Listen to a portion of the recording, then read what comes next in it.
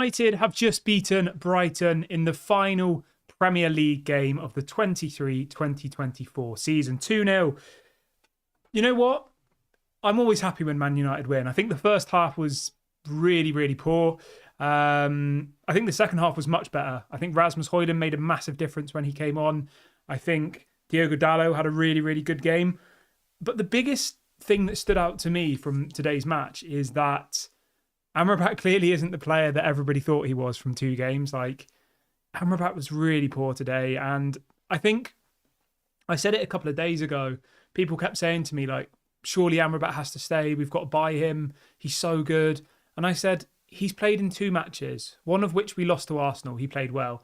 The second one we beat Newcastle. He played well. And I said, I'm really going to judge him based on how we play against Brighton and how we play against Man City. And he was really poor today. Really, really poor. He gave the ball away so many times in the first half. And after that, yeah, I think Amrabat going back to Fiorentina is definitely the right decision. But you can let me know in the comment section, do you want Sofyan Amrabat to stay on at Manchester United next season? Let me know your thoughts in the comment section below. Erik ten Hag and the players are currently applauding the Man United fans. But yeah, overall, I thought it was a decent game. I think Brighton, although they have lots of possession, although they play the ball around really nice, they didn't really have many opportunities. We should have scored in the first half. McTominay had a good opportunity to score, which he missed. Second half, I thought was really, really good. I thought it was really, really strong. Rasmus Højlund scored another beautiful goal. Really happy for him. I think actually, if I'm analysing Rasmus Højlund this season, I said at the beginning of the year, 15 goals was the target for him. That would be a good season for me. He just got his 16th goal today. So I think for a 21-year-old in his first season in a new league, playing for the biggest club in the world, I think he's done pretty good. 16 goals. I'm honestly happy with it. Gurminder says, if we can keep Amrabat for 5 million, then yes, we should sign him. That's not how it works, unfortunately, mate. If we want to keep Amrabat, we've got to pay 20 million to Fiorentina. So for me, it's a definite no. I don't think he's very good. I think he looks good when we can play slowly. Man City have won the league. What a surprise. 4 years in a row. Yeah. Let's see what else people are saying in the chat. Cortland says, for the price he will be, why not? Amrabat isn't awful, and when he plays his position, he does well. Depth was our biggest issue this year, so why not? I mean, the thing is, right, he's still going to cost us £20 million. It's not like he's free. If it was like, oh, you can give him a 1-year extension and he doesn't cost any money, then yeah, go for it. But we've still got to give him £20 million. Like, I just don't really understand why we would do that, to be honest. I just don't think he's particularly good. But let's focus on the game that we have seen today, because that's obviously the most important thing here. Yeah, Rasmus Højlund played really, really well today. I think Amad Diallo, again, was really, really good, had an amazing performance. I think Amad Diallo needs to be a starter next season, to be honest. I think he offers us something that none of our other wingers offer. I think his ability to keep the ball, nice little tricks, do it, the simple stuff, I think he's really, really good. Yeah, for me personally, I've just got the City game up here. The City fans have raided the pitch. All the players are running off. Oh, it is sad, isn't it? But at the same time, like, Man City are just going to keep winning the league every single year, aren't they? Realistically, like they're not going to suddenly just turn rubbish. Even when Pep goes, I think they're just going to continually keep winning the league. We desperately needed, for the sake of the Premier League, we desperately needed Arsenal to win the league this season, because it would have kept it interesting. Like, the Premier League is just turning into the Bundesliga, isn't it? Effectively, one team walks it every single year, and people will say, "Oh, it went down to the last day and all the rest of it." I don't really agree with it, to be honest. I think, like, I know obviously Arsenal could have won the league today, but did anybody really wake up this morning and think that Arsenal were going to win the league? Did Arsenal even win their game today? I don't think they did they? Like, Man City were 1-0 up within about 30 seconds of their game. Arsenal did win. They won 2-1. So, like, I mean, when you look at it points-wise, I guess, yeah, arguably, what was it, 1 point that Man City won by? No, 2 points. Yeah, Man City won the league by 2 points. But still, like, Man City are going to win the league again next season. But let's see what people are saying in the comment section. Everybody who's just joined, please smash a like on today's video and subscribe to the channel if you're new. I can't wait for the summer with you guys, because on this channel, we will be live every single day throughout the transfer window. So obviously I'll be able to bring you all the news, all of the transfer news. So make sure you subscribe if you are new. It doesn't cost any money. Get involved. We'll be live every single day. Twice a day we're going to be live throughout the summer. Once in the morning, once in the evening. And if anything breaks during the day, we will go live as well. So make sure you subscribe. Make sure you hit the notification bell. Florian says, do you think Dan Gore should start against Man City? Definitely not, mate. I don't know where you've got that from, to be honest. Isn't he on loan at somebody? Is he on loan at like Preston or something? Yeah, he's on loan at Port Vale. I'm not sure where you got that from, mate, but fair enough. Let's see what else people are saying. A. Fran says, Elise has not been called up to the French Euro squad. Is anyone getting some? Yeah, I think we'll get Elise, mate. I do. I think we will. Somebody says, I remember when the channel only had 1,000 subs in the summer, and then it went to 12,000 really quickly. Yeah, the summer's always pretty mad for football content. Like, obviously, there's so much transfer-related news.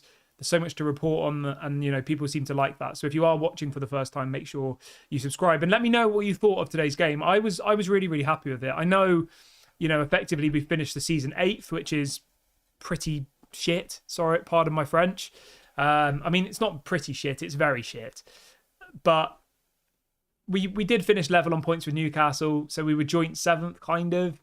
How many points were we off top 4? We were 8 points off top 4.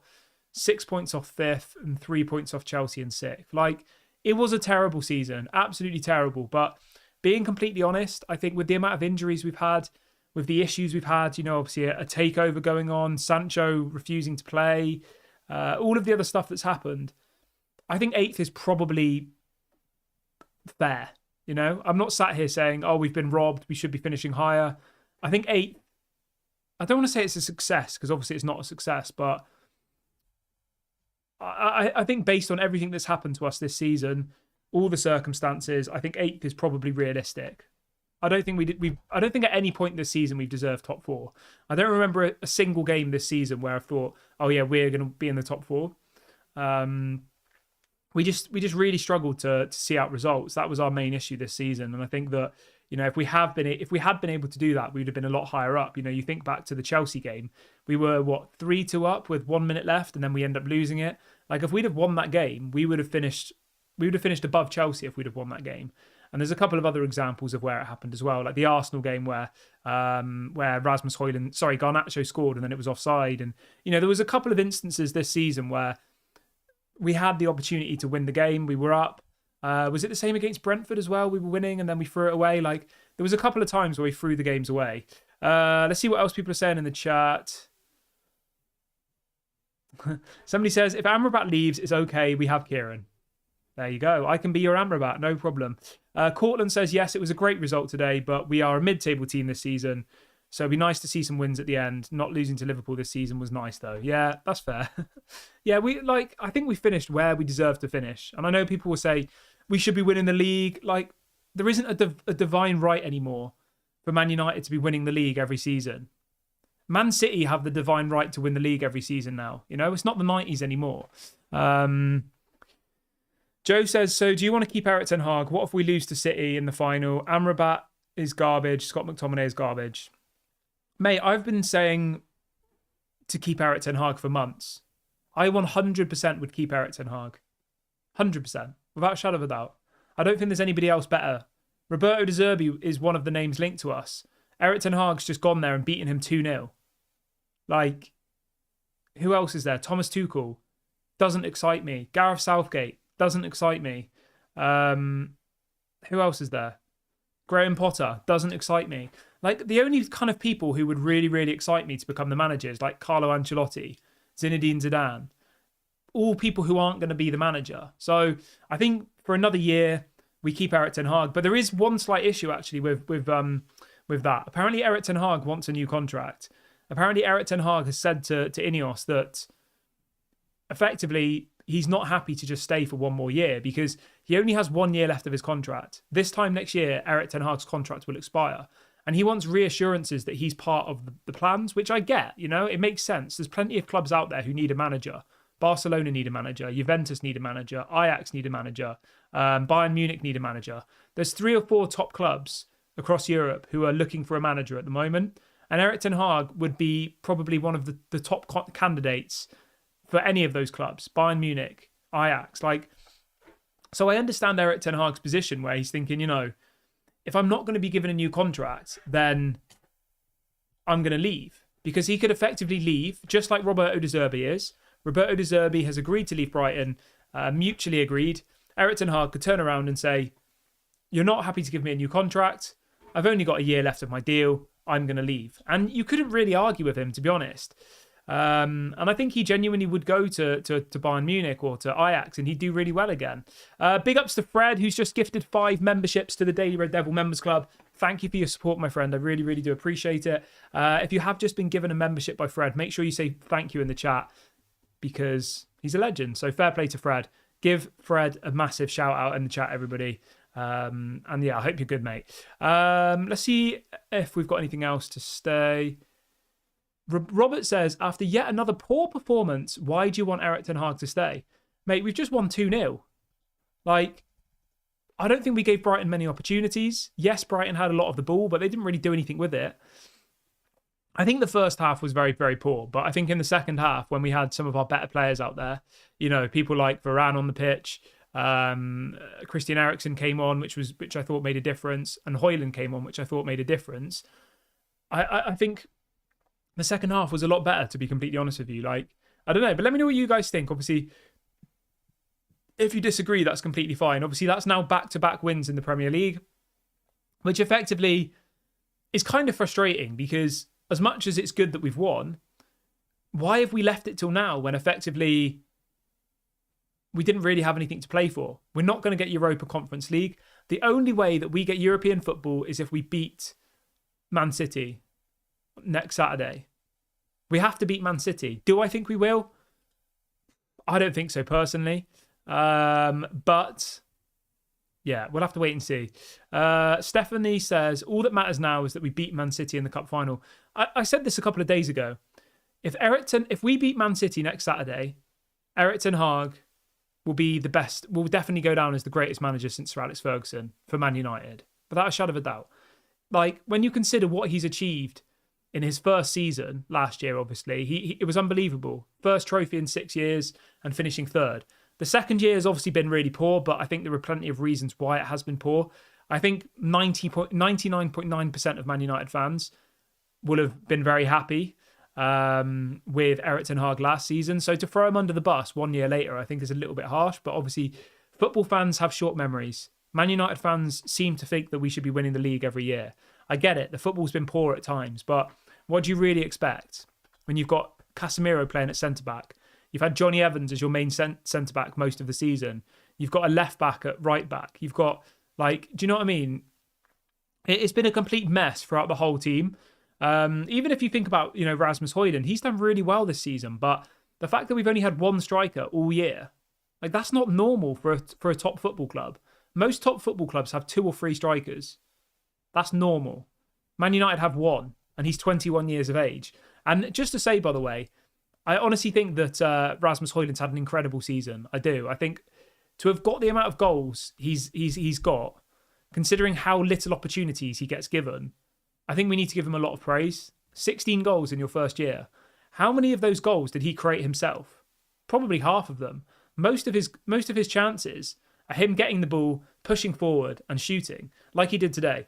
Tony says we're nowhere near winning the league, Kieran. Oh, mate, 100%. I'm agreeing with you. I'm saying that some United fans think that we still have a divine right to be winning the league every season.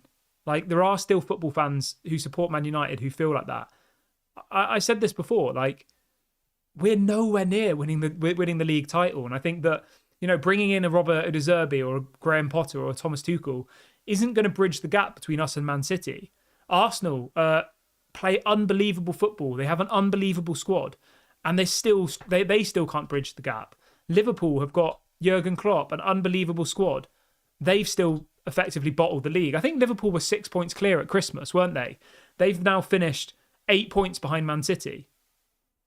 like, they have bottled the league and they've got an unbelievable squad with an unbelievable manager. So, I mean, like, you look at Aston Villa, Tottenham, Chelsea, like, there's so many good teams in the Premier League. Why does it say?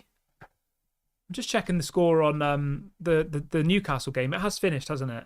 Yeah, the Newcastle game is finished. So, Man United have finished 8th, Newcastle 7th, Chelsea 6th. So, as it stands at the moment, we have no European football next year. Obviously, if we beat Man City in the FA Cup final, we will get Europa League, which I would take, to be honest. I think Europa League would be decent. I would be happy with it. I think, considering how bad the season has been, if we were to win the FA Cup and still get Europa League, I'd be really, really happy with that. Joshua says, I think Greenwood should be given a second chance because he's had a great season in Spain. Maybe. I just don't think it's going to happen, mate, to be honest. Yeah, I don't think it's going to happen. But I'm going to wrap the video up here, guys. I will be back live tomorrow at 11 a.m. as usual. Throughout the whole of the summer, we will be doing videos twice a day, once in the morning, once in the evening. I might start doing my videos a little bit earlier in the morning again. I know last summer I was doing my videos at 8 a.m. UK time. So let me know what you guys think. What time is good for the morning video? I'll have a think about it. I think 8 a.m. could be good. Let me know what you think in the comment section though, guys. As soon as the season finishes, what time do you want me to do the morning video? Do you want it to be 8 a.m. or 11 a.m.? Let me know what you think, because I might change it back to the earlier time again. Because I feel like there was a lot of people watching at that time. But maybe that was just because it was the summer and I don't know. Let me know what you guys think. So it can either be 8 a.m. UK time or 11 a.m. UK time.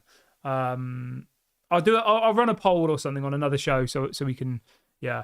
But yeah, have a great day, everybody. Man United have won. The season is over. Hopefully next year's better.